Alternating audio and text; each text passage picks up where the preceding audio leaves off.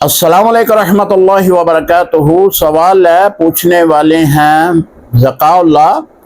तो अल्लाह कैन का जहलम से कहते हैं कि अगर कोई तलावत कुरान पाक कर रहा हो, अजान होने लगे, तो क्या तलावत कुरान पाक ना करे, बंद कर दे और अजान का जवाब दे?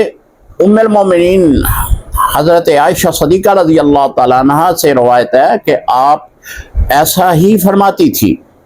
तो इसके बारे में पूछा गया है। जी, बेहतर यही है कि अगर आप तलावत कुरान पाक में मसरूफ़ हैं, अजान होने लगे, तो आप कुरान पाक बंद कर दें, यानी उसकी तलावत जो है उसको बंद कर दें, अजान सुने, अजान का जवाब दें।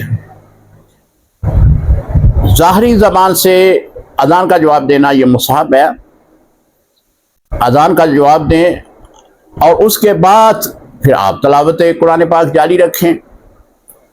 अगर आप तलावत कुरान पाक भी करते रहते हैं और अजान का जवाब भी देते हैं दिल में, तो शरई तौर पर आप पे गुनाह नहीं होगा। अस्सलामु अलैकुम रहमतुल्लाहि व बरकातुहू।